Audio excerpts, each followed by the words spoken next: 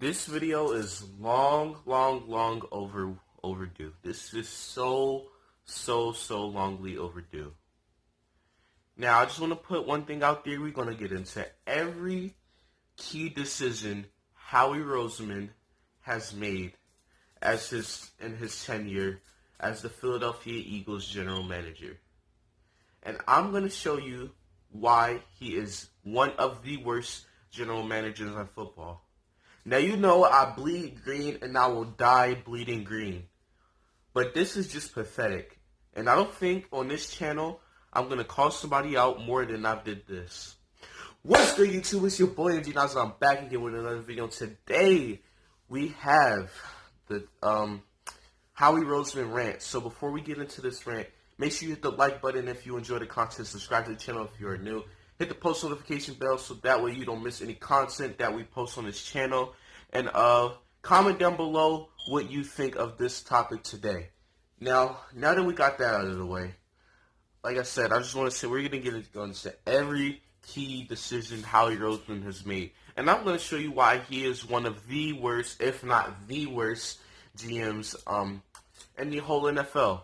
So I just want to say, I watched Philly 500's video yesterday.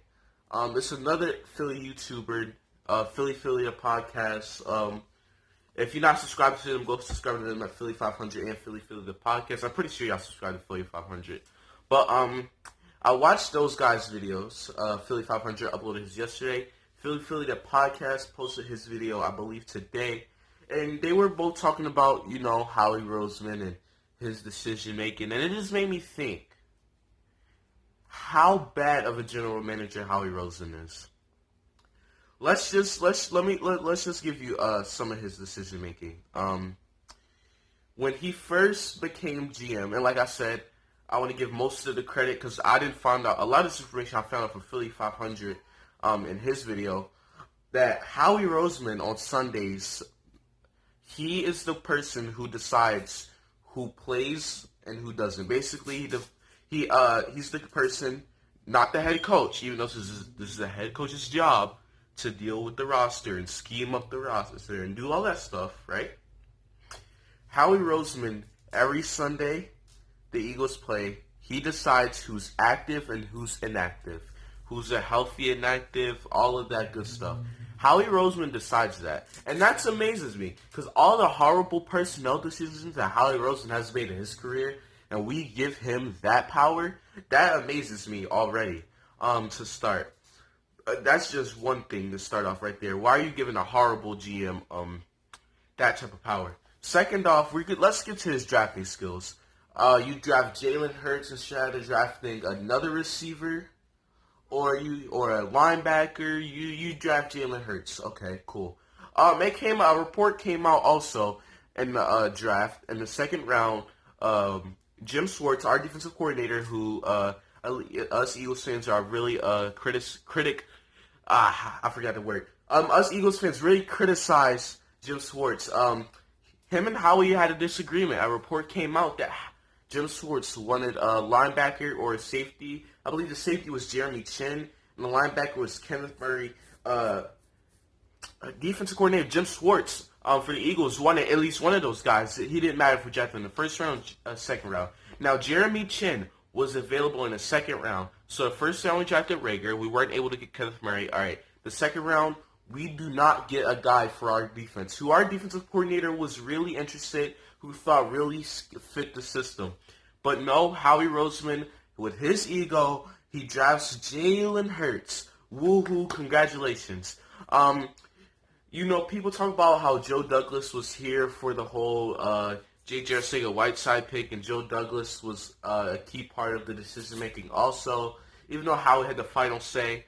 Joe Douglas, if y'all want to put the blame on him, cool, but that doesn't dispute the fact that if Howie Roseman, you have the final say, and you think it's okay, you said you put your thumbs up to drafting DK Metcalf over J.J. Arcega-Whiteside, and I don't want to hear, we didn't know that DK Metcalf will be better. If anybody that year watched college football or looked at any film or any highlights from those two players that year, we knew that DK Metcalf would be more a complete receiver. He is a 6'4", 200 plus pound receiver who has speed and can go up and get it. And with J.J. Arcega-Whiteside, his draft, when they put their little draft study, their draft grade out, the only good things they said about him, he can go up and get it and attack the ball. Would you rather take a 6'4", 200 plus pound receiver with speed like freaking a 5'11" receiver who can also go up and get it,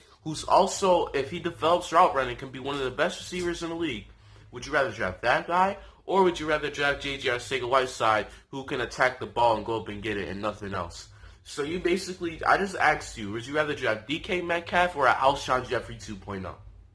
Thank you. I'm pretty sure you know the answer to that one. Howie Roseman put his thumbs up to that. Next, people say, oh, he's a good contractor, or he knows how to do contracts, or if the Eagles just take away his draft rights, maybe we can just give him only contracts. No. Because if you deal with contracts well, why are the Eagles projected to be $50 million over the cap next year? If you know how to deal with contracts, why is the Philadelphia Eagles projected to be $50 million over the cap next year? Not $50 million $50 million over the cap next year. You know how many key players we are going to have to cut or restructure a contract, or some players are going to have to be unhappy? Do you not understand that? And I've been saying this for years. Go young. Because if we keep going old, we're not going to be able to hold up all these contracts. And now look. Zach Ertz, I've already accepted the fact that he's gone. Brandon Graham has a pretty big contract. Lord knows how it would do with him. Because we have to make up $50 million this upcoming offseason. So, Zach Ertz already accepted the fact that he was gone. You're going to have to restructure Wentz's contract. You're going to have to restructure Fletcher Cox's contract. You're going to have to restructure Darius Slay's contract. You got to cut Alshon Jeffrey, cut Deshaun Jackson, probably trade Brandon Graham. Just because you know how to deal with contracts and we let you have every control when it comes to contracts. And no, I don't want to hear Joe Douglas anything, because Joe Douglas had nothing to do with contracts. You had everything to do with contracts. And now the Eagles are $50 million over the cap next year, and players are going to be unhappy because they have to take less money in order to play for the Philadelphia Eagles. But you're a good GM, and you can deal with contracts like everybody said you are, like how we hired you. Do y'all know back when we hired Chip Kelly was the guy who took over Howie Roseman GM spots?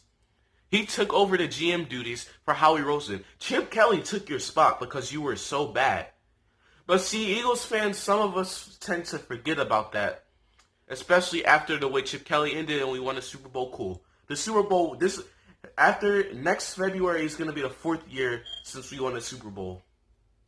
So I don't want to hear, oh, well, Howie Roseman, he did good things against the Super Bowl. No.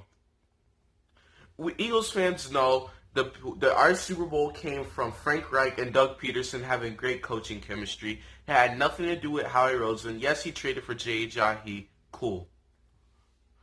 But you had the nerve to tell me Howie Roseman is a good GM and can deal with contracts? He is a horrible drafter. I don't care if Joe Douglas had any say. You had the final say and you allow him to pick J.J. Arcega-Whiteside over Metcalf? You draft Dorial Green-Beckham? You draft Nelson Aguilar? How are you allowed to be a GM in the NFL?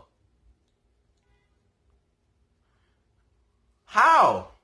If you could deal with contracts well, we wouldn't be $50 million over the cap.